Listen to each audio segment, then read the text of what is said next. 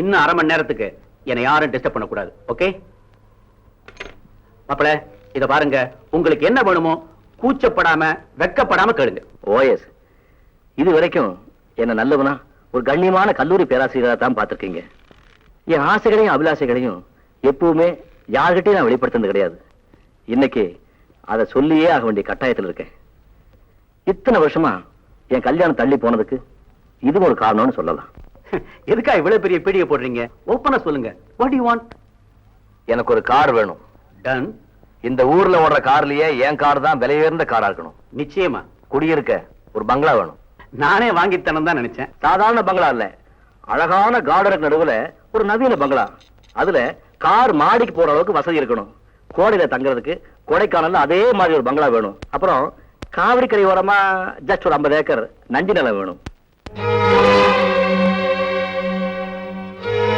என்ன யோசிக்கிறீங்க? உங்க சக்திக்கு மீறி கேட்டுட்டேன்னா? எஸ், என் ஞாபக சக்திக்கு மீறி கேட்டுட்டீங்க. என்னென்ன கேட்டீங்க? a beautiful car. அந்த கார் மாடியில போய் நிக்கிற மாதிரி ஒரு பெரிய பங்களா, கோடையில தங்கறதுக்கு கொடைக்கானல்ல இன்னொரு வீடு, காவிரி கரையில 50 ஏக்கர் நஞ்ச. பரவாயில்ல, நல்லாவே ஒரு புடி பிடிச்சிருக்காரு. புடியா? புடியா? அதாவது அதான் கொள்ளைன்னு சொன்னேன். சம்பல் கொள்ளைக்காரன் கூட இப்படி ஒரு லிஸ்ட் கொடுக்க மாட்டானே. வேணே, ஒரு விஷயம் கவனிச்சியா? கல்யாணம் ஆனப்புறம் அது வேணும் இது வேணும் உயிர் எடுக்காம கல்யாணம் ஆறதுக்கு முன்னாடியே கரெக்டா லிஸ்ட் கொடுத்துட்டார். மாப்பிளை ரொம்ப பர்ஃபெக்ட். என்ன அந்த ஆளு சும்மா மாப்பிளை என்கிட்ட? உங்க சொத்தை எல்லாம் வித்தா கூட அந்த ஆளு கேக்குற லிஸ்ட்ல பாதி கூட உங்களால வாங்கி கொடுக்க முடியாதே. என் சொத்தை வித்தா அவ்வளவு பணம் கிடைக்காது. ஆனா என் செல்வாக்கு யூஸ் பண்ணா மாப்பிளை கேட்டதை சுலபமா வாங்கி கொடுத்துட முடியும். கடன் வாங்கியாவது அந்த ஆளுக்கு தான் உங்க பொண்ணை கட்டி கொடுக்க போறேன்னு சொல்றீங்களா? தேவையில்லை, தேவையே இல்ல. இத பாருங்க, நம்ம பொண்ணு என்ன குருடா, ஊமையா, நொண்டியா, மொடமா ஒண்ணும் இல்லையா, நல்லா தானே இருக்கா? அப்படி என்ன அந்த மாப்பிள பெரிய மன்மதனா? அவனுக்கே நம்ம பொண்ணை கட்டி வைக்கணும்னு? இல்ல, கூடாது. இந்த கல்யாணம் நடக்க கூடாது. வேணி, உனக்கு ஏற்கனவே மாப்பிளைய பிடிக்காது. இத பாரு, பிரச்சனைன்னு வந்துட்டா அதை போல்டா பேஸ் பண்ணியே எனக்கு பழக்கம் ஆயிடுச்சு. ஒண்ணு கடன் வாங்கணும், இல்ல பொண்ணு கண்கலங்கணும். அதனால ஏதாவது பிரச்சனையை நான் சமாளிச்சுதான் ஆகணும். கடன் வாங்க போறேன், கல்யாணத்தை நடத்த போறேன். இந்த ஆசிரியர் போராட்டத்தினால நமக்காக பல பேர் ஜெயிலுக்கு போயிருக்காங்க. அரசாங்கம் நமது கோரிக்கை காதலே போட்டுக்கிறல. காதல போட்டுக்கிறது என்ன கம்மல வாங்கி விட்டுறாங்கன்னு சொன்னேன். அதானே, இந்த உண்ணாவிரத அறப்போர் வெற்றி பெற வரைக்கும் நாம ஜெயிலுக்கு போனாலும் சரி, கஞ்சி குடிச்சாலும் சரி, அதை பத்தி கவலையே இல்ல. சாப்பிட்டு வந்துட்டீங்களா? உண்ணாவிரதம் இருக்க போறத மறந்துட்டீங்களா? இல்ல, வயிறு இவ்வளவு பெருசா இருக்கே, ஒருவேளை மறந்துட்டு சாப்பிட்டு வந்துட்டீங்களோன்னு நினைச்சேன். எப்படி சார்? அடடே அருண், கோரிக்கைகளை எல்லாம் பேச்சுவார்த்தை மூலமா தீர்த்துக்கணுமே தவிர இந்த மாதிரி போராட்டத்துல எனக்கு நம்பிக்கையே கிடையாது. சுத்தம். இந்த மாதிரி ஆளுங்க நம்ம கூட்டத்துல இருந்தா நம்ம போராட்டம் எப்படி நிறைவேறும்? மிஸ்டர் அருண், நீங்க சொல்றது எனக்கு புரியுது. ஏன் சுத்தி வளைச்சு பேசுறீங்க? எனக்கு கல்யாணம் நடக்க போகுது, அதனால இந்த போராட்டத்துல எல்லாம் என்னால ஈடுபட முடியாதுன்னு சொல்லிட வேண்டியதானே. உங்களுக்கு இனிமேதான் கல்யாணம் நடக்க போகுது. ஏற்கனவே கல்யாணம் நடந்த பல பேர் தங்களுடைய பொண்டாட்டி பிள்ளைகளை எல்லாம் வெளியே விட்டுட்டு ஜெயில இருக்காங்க. அவங்க வெளியே வர்றதுக்கு 4 மாசமோ 6 மாசமோ. கோரிக்கையை நிறைவேற்று, கோரிக்கையை நிறைவேற்று, கோரிக்கையை நிறைவேற்று. அப்ப நான் வரேம்மா. மாப்பிள்ளை இருந்தா பத்திரிகை ப்ரூஃப் காமிச்சிட்டு போலாம் பார்த்தேன். அவரை இன்னும் காணோம். நான் அப்புறமா வரேன். அடடே, மாப்பிள்ளைய வந்துட்டாரே, சரியான சமயத்துல வந்திருக்கீங்க. பாருங்க பத்திரிகை ப்ரூஃப் சரியா இருக்கான்னு. இன்விடேஷனுக்கு இப்ப என்ன அவசரம்? என்ன அவசரமா?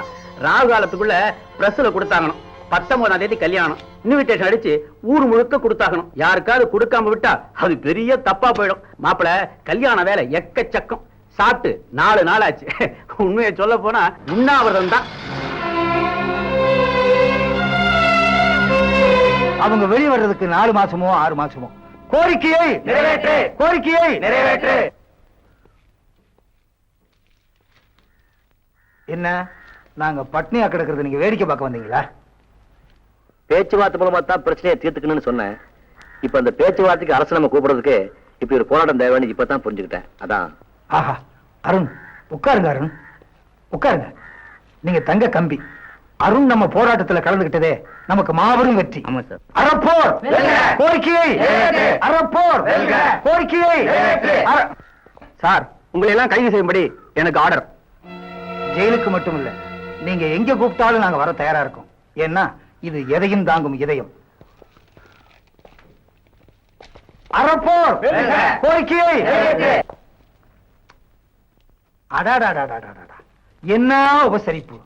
இத மாமியார் விடுன்னு சொன்னாங்களே, அது கரெக்டா தான் இருக்கு. சரித்திரம் சார். ஆ, இத பார்த்த உடனே எனக்கு ஒண்ணு நினைவுக்கு வருது. என்ன வருது? பூங்குயில் குவிடும் பூஞ்சோலை, எமை மாட்ட நினைத்திடும் சிறைச்சாலைன்னு சொன்னாங்களே, அது கரெக்டா இருக்கு. அது ஜெயிலுக்கு சொன்னது, இது லாக்அப். அப்ப இது குட்டி சிறைச்சாலை இல்லையா கான்ஸ்டபிள்? ஆமா சார், லாக்அப்னா குவார்டர், ஜெயிலுனா ஃபுல்லு. அவர் அறிவுக்கு உதாரணம் சொல்லிக்கிட்டு இருக்காரு. இன்ஸ்பெக்டர், ப்ரொஃபசர் அருண் ஜாமீன் எடுக்கிறதுக்கு magistrate order. Please sit down. அவர் ரிலீஸ் பண்ணு. நோ, கோரிக்கை நிறைவேறாம யார் ஜாமீன்ல வெளியே போக மாட்டேன். அடாடாடா, கொள்கை வீரன்! என்ன மாப்பிள்ள இது? கல்யாண தேதி நெருங்கிடுச்சு. கல்யாணங்கிறது தனிப்பட்ட பிரச்சனை, ஆசிரியர் போராட்டம் பொது பிரச்சனை. இந்த சமயத்துல நான் வெளியே வந்தா கருங்காலையும் என் மூஞ்சில காரி துப்புவாங்க. ஐயோ, அவர் விஷயம் வேற, உங்க விஷயம் வேற. நான் சொல்றத கேளுங்க. நீங்க 1000 சொன்னாலும் சரி, என் லட்சியம் தான் எனக்கு முக்கியம். ஆஹா, லட்சியவாதி அருண் வாழ்க! லட்சியவாதி அருண் வாழ்க! சொல்லையா உனக்கு கான்ஸ்டபிள். முதலமைச்சரின் உத்தரவின்படி ஆசிரியர்களோட முக்கியமான கோரிக்கை எல்லாம் அரசாங்கம் ஏத்துக்கிறதா அறிவிச்சிருக்கு. இவங்களை எல்லாம் ரிலீஸ் பண்ணுங்க. Yes sir.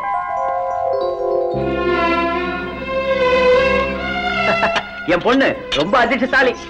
லட்சியவாதி அருண், மாப்பிள்ளை அருண் ஒண்ணுதான். அது மட்டும் இல்ல, கோட்டீஸ்வரான எங்க அப்பா கிட்ட பிச்சாதிபதி பொண்ண லவ் பண்றேன்னு சொன்னா அப்பவே என்ன வீட்டை விட்டு துரத்திடுவேன். எனக்கு பிச்சை எடுத்து பழக்கம் இல்ல. சோ நீ என்ன விட்டு விலகுறதும், நான் எங்க அப்பா பிக்ஸ் பண்ணிருக்க கோட்டீஸ்வரம் பொண்ணை கட்டிக்கிறதும் நம்ம 2 பேருக்குமே நல்லது. ஜெகன், நீ எப்படி பேசுற? என் கற்பனைகள் அத்தனையும் இடிச்சு படிப்படி ஆக்கிட்ட. நீ சாது புள்ள நினைச்சு நான் உன்னை உயிருக்கு உயிரா காதலிச்சேன். ஆனா நீ போலி பசு, வேஷம் போட்ட புலி. இன்னைக்கு இப்பவே நேரா உங்க வீட்டுக்கு போய் நடந்ததெல்லாம் சொல்ல போறேன். ஓ சொல்லு. பணக்கார பையனை வலை வீசி பிடிக்க உன்ன மாதிரி எத்தனை பொண்ணுங்க கியூல வந்து நிப்பாங்களோங்கிற கவலையில ஏற்கனவே பிக்ஸ் பண்ணிக்க பொண்ணுக்கும் எனக்கும் கல்யாணத்துக்கு நாள் குடிச்சுவாரு எங்க அப்பா. இதுல இன்னொரு பாயிண்ட் இருக்கு. ஏழை தமிழ் ப்ரொஃபசர் சிவக்கொழுந்து பணக்கார சம்பந்தத்துக்கு ஆசைப்பட்டு உன்னை செட்டப் பண்ணி அமைச்சிருக்காரு. கதை உருவாகும். கால விழுது கெஞ்சி கேக்குற, எனக்கு வாழ்க்கை கொடு. நம்ம 2 பேருடைய அன்பு கடையாளம் என் வயித்துல வளர்ற கரு. இதுக்காகவாவது என்னை ஏத்துக்க பிளீஸ். ஒன்னா பாவம் தின்னா போச்சுன்னு சொல்லுவாங்க. அது போல கற்பழிச்ச தோஷம் கருவு கழிச்சுட்டா போயிடும். அட பாவி, தத்துவமா பேசுற? உணர்ச்சி வசப்படாத மணிமேகலை, நல்லா யோசிச்சு பார். எனக்கு வலை விரிச்சது நீ, தொட்டு தொட்டு பேசினது நீ. ஜெகன், பச்சையா சொல்ல போனா என்னோட ஒட்டி உரசி என் உணர்ச்சிகளை தூண்டி விட்டு என்னை கெடுத்ததே நீதான். இப்போ உன் கருவை சுமக்கிறவளும் நான் தான். நீ என்ன கைவிட மாட்டேங்கிற நம்பிக்கையில்தான் இந்த உடம்பையே நான் உன்கிட்ட ஒப்படைச்சேன். ஆனா நீ நினைக்கிற மாதிரி உடம்பு திமிருக்காக நான் உன்கிட்ட பழகல. நீ திட்டம் போட்டு என் வாழ்க்கைய சீரழிச்சிட்ட. இதுதான் உன் முடிவுன்னா இனிமே நான் வாழறது என்ன பெற்றவங்களுக்கு நான் ஏற்படுத்தின மானக்கேடாதான் இருக்கும்.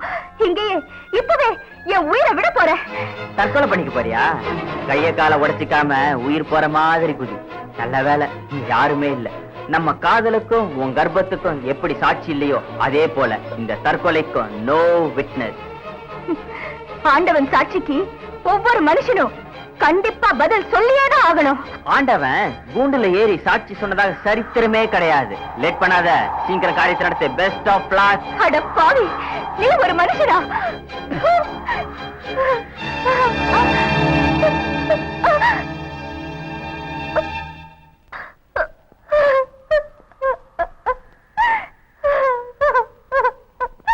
கூண்டுல ஏறி அவன் சாட்சி சொன்னதா சரித்திரமே இல்லைன்னு சொன்னையே, அந்த ஆண்டவன் தான்பா இந்த சரித்திர பேராசிரியர் அனுப்பிச்சிருக்காரு. எல்லாத்தையும் கேட்டுக்கிட்டு தான் இருந்தேன். உனக்கு இவ்வளவு வக்கர புத்தி இருக்கணும் நான் கொஞ்சம் கூட எதிர்பார்க்கல. நீ கோடீஸ்வரி வீட்டு பிள்ளையா இருந்தா உன்ன மாதிரி கோடீஸ்வரியா பார்த்து காதலிச்சிருக்கணும். கற்புங்கிற அவ்வளவு கேவலமா போச்சா உனக்கு? ஓகே, நடந்ததை பத்தி பேசி பிரயோஜனம் இல்ல. இனிமே நடக்க வேண்டியதை பத்தி பேசுவோம். முதல்ல இங்கிருந்து போவோம். புறப்படு ஜெகன்.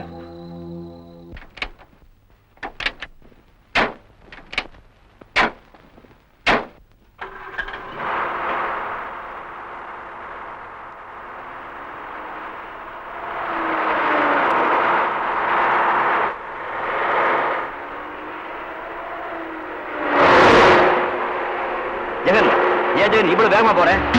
வேகமா போப்பா ஜெகன். வா